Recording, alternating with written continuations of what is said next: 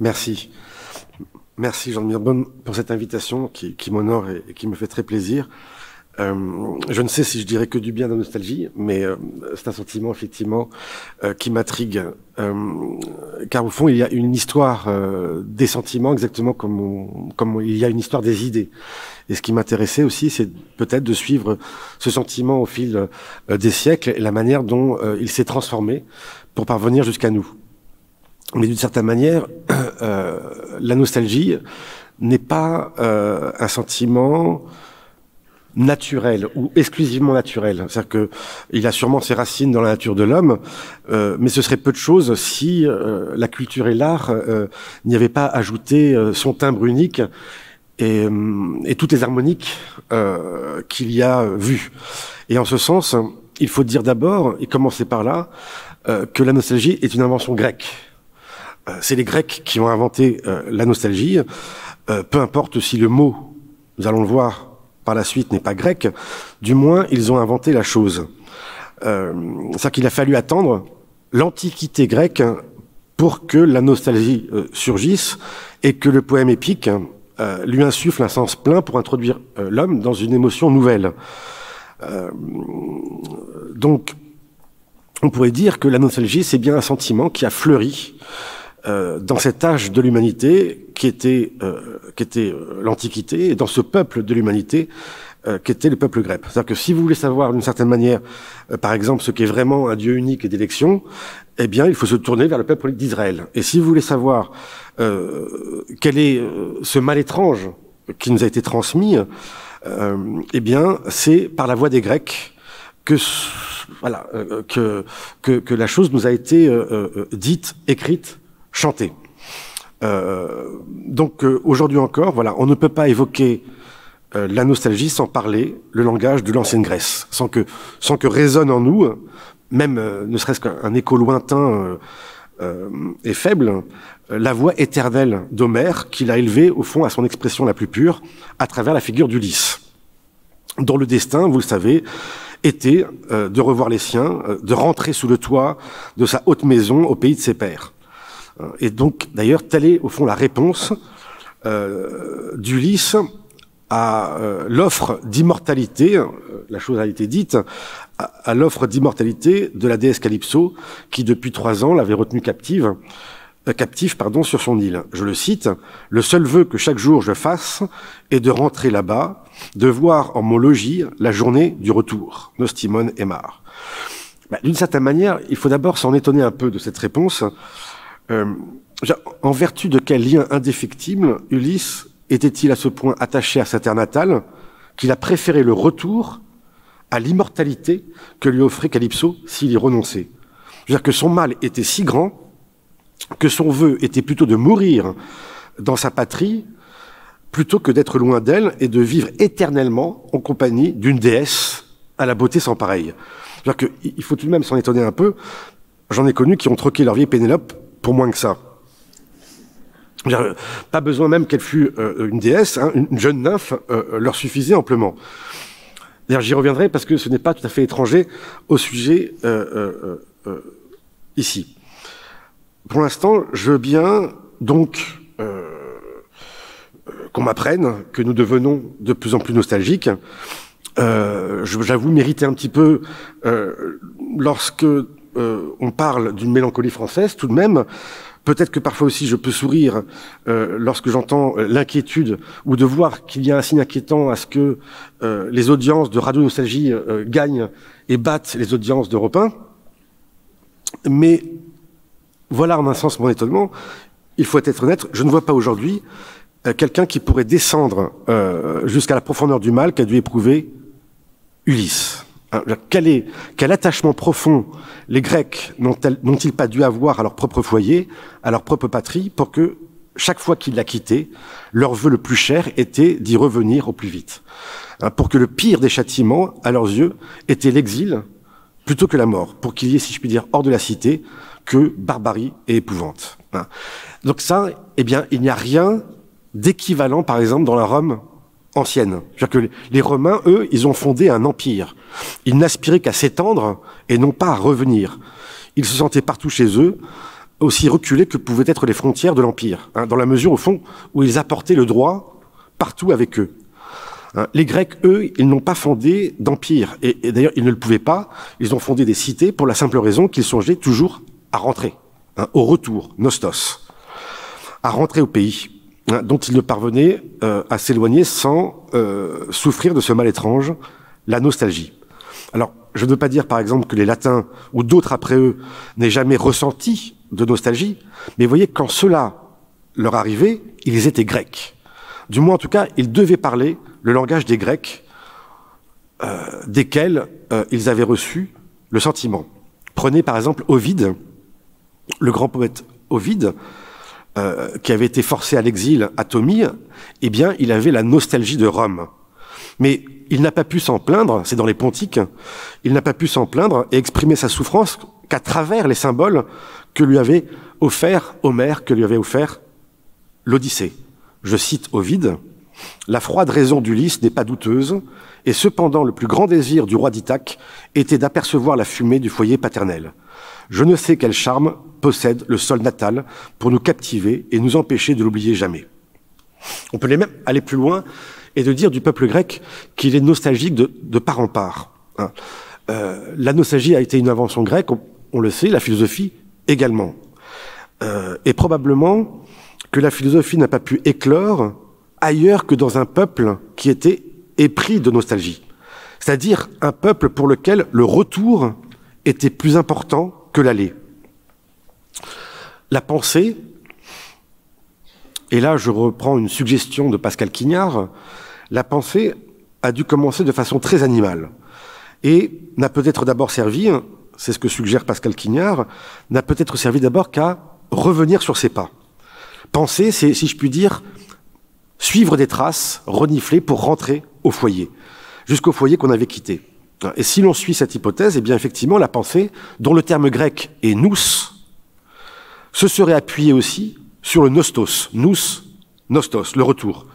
En sorte que ce qui anime la philosophie, ce dont elle procède, réside dans ce mouvement nostalgique de pensée.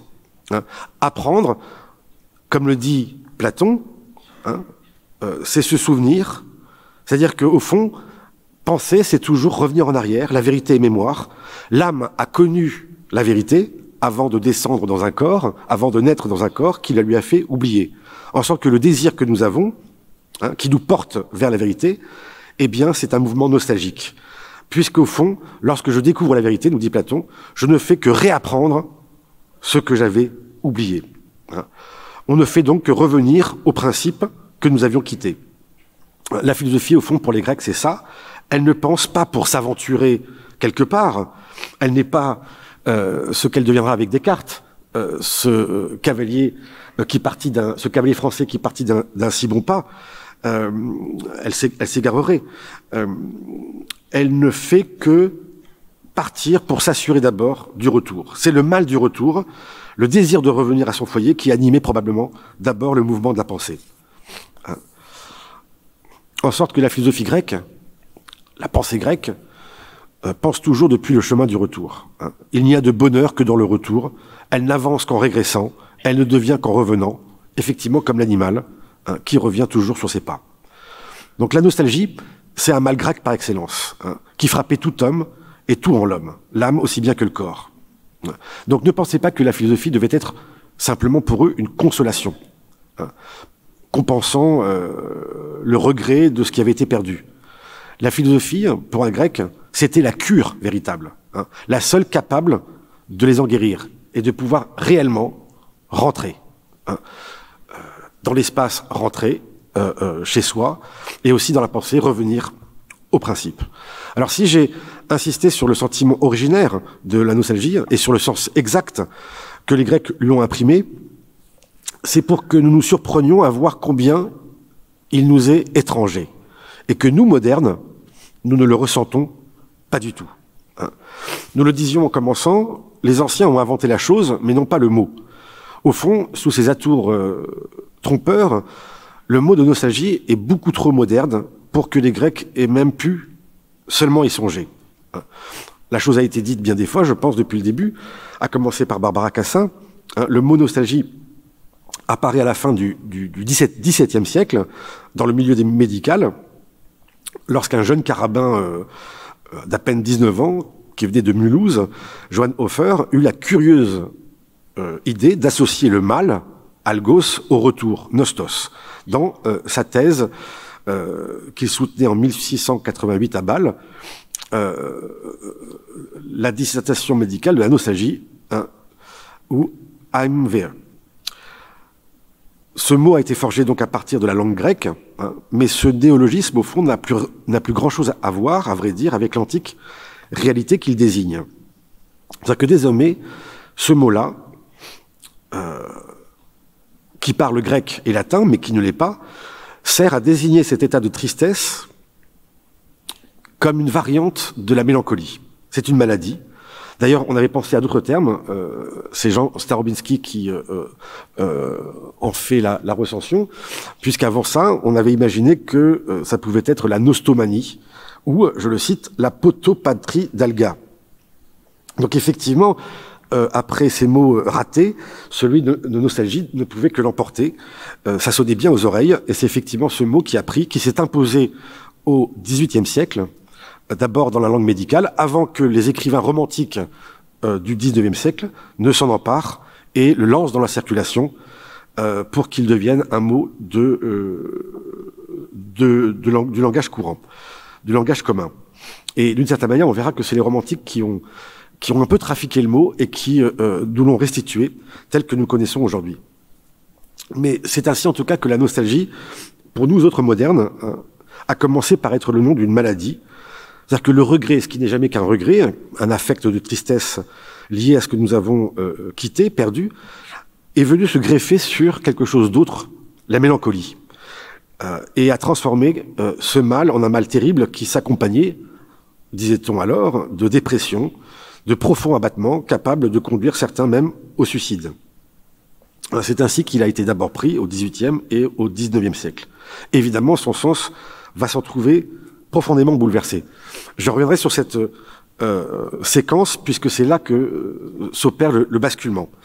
Mais essayons de comparer la nostalgie des anciens telle que nous l'avons décrit et celle que nous connaissons. La nostalgie des anciens, en fait, n'a rien à voir avec la nôtre. Elle se reconnaît précisément à ce qu'il n'y entre aucune considération de temps, ou plutôt d'irréversibilité. C'est-à-dire que cette nostalgie s'entend de manière exclusivement spatiale. Elle inscrit son sens, du moins, à l'intérieur d'un ordre purement topologique. C'est-à-dire que, contrairement au temps, l'espace est réversible. Si je me déplace d'un point B à un point A, je peux toujours revenir au point d'où j'étais parti, à l'image d'Ulysse, qui, depuis Troie, est retourné dans sa bien-aimée île d'Ithaque. Donc le temps pouvait éventuellement le retarder, il pouvait même lui en manquer de ce temps, mais le temps ne pouvait pas l'empêcher de s'y rendre. De la même manière, quand la philosophie distingue un monde sensible et un monde intelligible, eh bien d'une certaine manière, même métaphoriquement, cela se comprend encore de manière topologique, spatiale. Je peux toujours m'y rendre. Donc le temps, si je puis dire, n'a pas de prise qui pourrait éventuellement entraver le retour vers le principe, vers le lieu que l'on a quitté. La nostalgie dont nous souffrons, elle est tout autre. La nostalgie des modernes n'a plus rien à voir avec celle des anciens, parce que très curieusement, elle est essentiellement temporelle. Elle est frappée du sceau de l'irréversibilité. Et en cela, vous allez voir, elle lui est même rigoureusement contraire, dans la mesure où elle nous condamne à désirer un pays dans lequel nous ne retournerons jamais. C'est-à-dire que l'éloignement dans l'espace est devenu une perte dans le temps. C'est-à-dire que là où les anciens s'inscrivaient toujours sur le chemin du retour, eh bien, la flèche du temps oblige les modernes, peut-être à regretter, mais à s'inscrire toujours sur le chemin de l'aller. Nous sommes toujours dans un progrès, nous allons de l'avant. Et donc, à la beau regarder en arrière, la nostalgie ne cesse pourtant pas d'aller toujours de l'avant. Donc tout se passe comme si, pour nous, au lieu de chercher un remède qui pouvait nous guérir du mal dont nous souffrons, nous avions voulu garder cette souffrance après s'être assuré qu'aucun remède ne pourra nous en guérir. C'est à tel point qu'il faudrait plutôt se demander si c'est bien encore de la nostalgie que la nôtre. Et pourquoi nous continuons à parler de langue la langue grecque, que nous sommes devenus incapables d'entendre. Alors, qu'est-ce qui s'est passé? Comment expliquer ce fort contraste entre la nostalgie des anciens et celle des modernes? Pour parodier Benjamin Constant, ce philosophe qui avait comparé, lui, la liberté des anciens avec la liberté des modernes. C'est que, et ce sera peut-être une explication, mais entre le monde antique et le monde moderne, il s'est intercalé quelque chose qui est le monde chrétien. Et c'est, si je puis dire ça, qui a provoqué ce bouleversement. S'il nous est permis de nous y attarder un petit peu. C'est-à-dire que ce qu'on observe d'abord, peut-être entre le monde antique et le monde chrétien, c'est une certaine continuité. C'est-à-dire que l'Odyssée est toujours la trame et le symbole dont la philosophie, dont la théologie elle-même ne se sont jamais départies. C'est-à-dire que, par exemple, quand saint Augustin parle de la cité de Dieu, de la cité éternelle, de la cité céleste, il en parle encore, si je puis dire, en caractère homérique. La cité de Dieu, c'est la cité à laquelle le chrétien n'aspire qu'à revenir. Il continue à parler le même langage. Et en cela, au fond, le christianisme a hérité de ce sentiment nostalgique que les Grecs avaient inventé. Mais en un sens, ils l'ont infinitisé. Ils ont, si je puis dire, porté ce sentiment au maximum. Pourquoi? Parce que désormais, ce n'est plus simplement Ithaque qui est recherché et qui est devenu en quelque sorte le point du retour. Désormais, c'est le ciel lui-même et c'est la terre dans son entièreté qui est devenue une terre d'exil. C'est-à-dire que nous sommes désormais, ou le chrétien était désormais, nostalgique de la cité céleste et éternelle. Et c'était la cité terrestre qui devenait elle-même le lieu d'exil et de souffrance dont on ne pouvait se libérer que par la mort, qui était au fond le suprême retour. Et là, eh bien d'une certaine manière, c'est ce qui a créé aussi quelque chose de nouveau, quelque chose que les Grecs ignoraient, la mélancolie, l'ennui. Je cite ici Victor Hugo, dans sa préface à Cromwell, qu'il a dit admirablement, « Avec le christianisme, et par lui, s'introduisait dans l'esprit des peuples un sentiment nouveau, inconnu des anciens et singulièrement développé chez les modernes, la mélancolie. » Et vous avez vu qu'au XVIIe siècle, XVIIIe, la nostalgie est venue se greffer sur précisément ce quelque chose de nouveau, inconnu des anciens, qui est la mélancolie, et qui a évidemment bouleversé le sens qu'on pouvait lui donner. Alors la mélancolie, c'est le mal anglais. La nostalgie, c'est peut-être le mal suisse-allemand dont on parlait ici. L'ennui, c'est un mal assez français. Mais si je puis dire, c'est pour dire la même chose. Et c'est ça qui va expliquer la transformation du sens de la nostalgie. La raison pour laquelle elle s'est peu à peu mise à privilégier le temps sur l'espace. Alors, pour le dire simplement, si c'est encore possible, vous comprenez que, en infinitisant le mouvement de nostalgie des Grecs, en faisant, si je puis dire, que la terre elle-même soit un lieu d'exil, eh bien, le christianisme a creusé un vide abyssal dans le cœur des hommes, que Dieu seul, être infini, pouvait encore combler. Et donc, cette immensité, cette béance, ce vide planté dans notre cœur, dans le cœur des chrétiens, le chrétien a pu le vivre, évidemment, dans l'angoisse. Mais aussi longtemps que Dieu pouvait y répondre, eh bien, d'une certaine manière, le chrétien ne sentait qu'à peine la béance qu'il habitait au plus intime.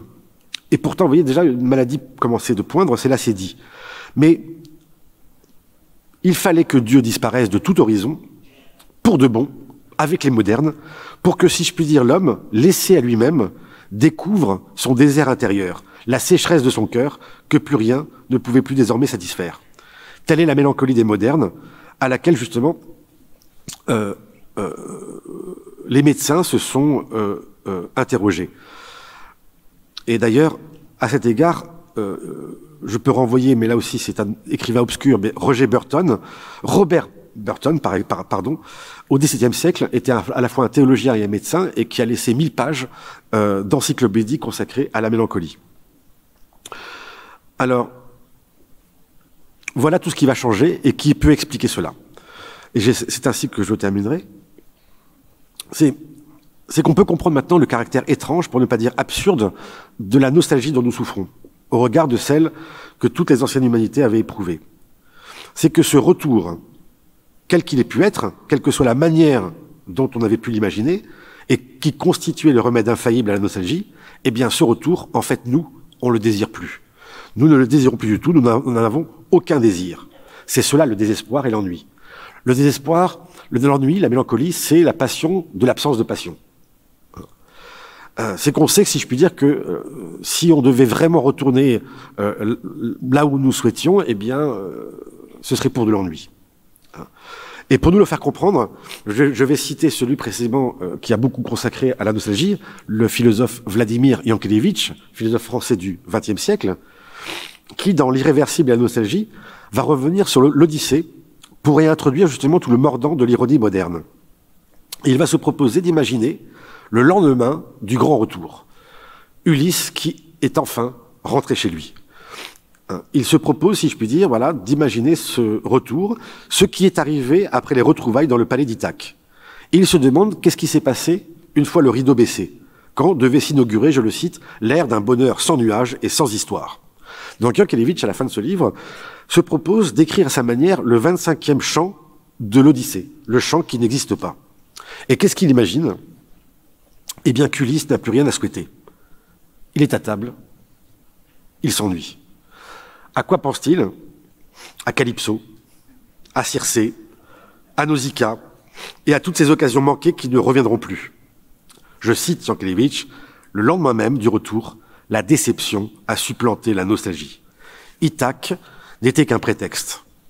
Il sait à présent que la nostalgie n'est pas seulement un mal qui a besoin d'un remède, elle est encore l'inquiétude causée par l'insuffisance de ce remède. Nous sommes, nous, des Ulysses modernes. Nous venons après la déception. Nous savons qu'au retour, au fond, ne nous attend que l'ennui, la mélancolie. Nous avons reçu des Grecs le sentiment de la nostalgie, mais vous voyez, nous y avons introduit toute la cruauté de l'ironie. Notre désir n'a plus d'objet. Sinon celui d'un ailleurs toujours autre, d'un pays qu'on n'a jamais connu. Et donc, parce que nous préférons le mal au remède, c'est-à-dire la souffrance à l'ennui, ce que nous redoutons le plus, au fond, c'est de rentrer et de mourir d'ennui. Nous ne désirons pas tant revenir que partir et partir toujours, et se délecter secrètement de l'exil et de l'absence. Et ça, c'est le génie du romantique, que d'avoir transformé précisément le mal en remède, et le remède en mal. Au fond, Calypso est encore plus belle à présent qu'elle est loin, et n'appartient plus qu'au passé. Le souvenir qu'en a notre Ulysse moderne est d'autant plus doux qu'il lui assure un retour impossible. C'est bien cette contradiction dans laquelle nous avons sourdement voulu nous installer, en nouant justement la nostalgie au temps, en faisant de la nostalgie une passion du jadis, une passion du passé. Alors je ne sais pas combien de temps il me reste. Je peux m'arrêter là, sinon prendre un exemple, mais... Prenez un exemple pour conclure avec plaisir. Oui. Alors, prenez 2 minutes. Alors très rapidement,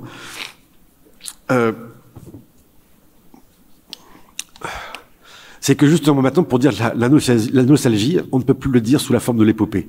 Il fallait être jeune, ancien pour être comme Homère. Aujourd'hui, ce qui pourrait nous parler de nostalgie, c'est quelque chose qui serait tragique et comique à la fois. Ce serait une tragédie comédie. C'est-à-dire que pour comprendre la nostalgie, pour comprendre ce que c'est, il faut rire et pleurer en même temps. Hein, c'est ce que Beaumarchais nous avait appris. Il faut se presser d'en rire pour ne pas avoir à en pleurer. Il faut lire donc ça sur les 2 tableaux. Et il y a une histoire, effectivement, bien connue, qui me semble être la grande fable de la nostalgie. C'est l'étrange histoire de Benjamin Button. Elle raconte l'histoire d'un homme, évidemment, vous connaissez, dont la vie a suivi un cours résolument inverse à celle des autres. Là où tout le monde est sur le chemin de l'aller, lui est constamment sur le chemin du retour. Il naît en vieillard et meurt en nourrisson. Et en cela, que sa vie est une régression, un retour et non pas un aller, il semble que son histoire, justement, serve à nous rendre plus sensibles le sentiment nostalgique qui peut naître du caractère irréversible du temps. Je ne fais que l'évoquer, mais le fond de cette histoire a bien donné lieu à 2 versions différentes. L'une en a fait une tragédie, un drame, et c'est le film de David Fincher de 2008, et l'autre, c'est précisément l'histoire dont elle s'inspire et qu'on doit à Fitzgerald, qui est une nouvelle. Et on oublie que cette nouvelle, elle, est franchement comique. Encore une fois, la comédie et la tragédie tiennent au même fond. C'est Beaumarchais qui le dit. par exemple, vous avez un amant, une femme et un mari cocu, vous faites un vaudeville. Vous mettez dans la main de l'amant un couteau et vous faites une tragédie. C'est la même histoire. Voilà. Eh bien, Fitzgerald nous raconte l'histoire drôle, David Fischer nous raconte l'histoire tragique, mais c'est la même. Alors, très rapidement, je pars d'abord de Fitzgerald et de sa version comique. Effectivement, dans la nouvelle de 1920 de Fitzgerald, Roger Button voit son enfant, il le voit recroquevillé dans l'un des berceaux de la clinique, et il voit un vieillard de 70 ans, avec une taille exceptionnellement grande, une barbe blanche déjà, et lorsque, levant les yeux vers son père, celui-ci s'adresse à lui, eh bien il lui parle avec un anglais impeccable, disant « Vous êtes mon père ?» Bon. Alors le père recule horrifié, mais avant de se ressaisir aussitôt, et malgré tout il est décidé à le garder avec lui. Après tout, c'est son bébé. Bon. Quitte à s'aveugler un petit peu sur son étrange apparence. Et comme le dit Fitzgerald, au bout de 12 ans, ses parents s'étaient habitués à lui. De fait, la force de l'habitude est telle qu'il ne le trouvait plus différent des autres enfants. Simplement, Benjamin Button se met à rajeunir et vit ainsi des années de décroissance normale. À 18 ans, il avait l'apparence d'un homme de 50 ans. À 20 ans, il paraît le même âge que son père et passé pour son frère. Et il rencontre, un petit peu comme dans le film, une femme, Miss Moncrieff, qui sera jouée dans le film par Cate Blanchett. Le coup de foudre est immédiat. Simplement, là, il se marie. C'est quelque chose d'heureux. Elle préfère les hommes d'âge mûr. Et lui préfère effectivement la jeunesse. Ils se marient, ils ont un fils. Benjamin fait fortune. Et plus il rajeunit, et plus il se sent vigoureux, et plus il fait l'admiration de son père. Mais c'est tout le contraire pour le couple qu'il avait en revanche avec Moncrieff. C'est que plus elle vieillissait et s'animait, moins il en était satisfait. Et un abîme va se creuser entre eux. Alors, pourquoi ici ça peut faire rire? Et pourquoi ça fait rire quand on le lit? C'est que les personnages n'ont pas conscience de l'irréversibilité du temps. C'est-à-dire qu'à l'image du père de Benjamin Button, qui ne s'étonne pas de voir son fils à 12 ans fumer le cigare à la fenêtre de sa chambre, eh bien, ils font tous comme si tout était en ordre. Tout pouvait retourner à sa place. Tout pouvait revenir en son lieu. Et c'est pour ça, d'un sens, que cela est drôle. Et pourquoi, si je puis dire, c'est une métaphore de notre propre vie. C'est que son histoire n'est jamais que la métaphore de la vie, de la nôtre, où chacun veut être vieux quand il est jeune, et veut être jeune quand il est vieux. Et pour conclure, effectivement, je n'aurais pas dû commencer cette histoire. Non. Mais si on devait revoir maintenant le film de David Fischer, la chose est complètement différente. C'est que là, les personnages ont conscience de l'irréversibilité du temps. Il n'est pas accueilli, si je puis dire, il est d'emblée mis à l'hospice. Et dès lors que justement il n'a plus de lieu natal, sa quête sera toujours de partir. Et ça nous s'agit, si je puis dire, pour nous tirer les larmes. Et c'est toute la différence. Mais voilà, en un sens, en quoi cela ressemble à notre nostalgie qui est tragico-comique. Merci à vous. Merci beaucoup.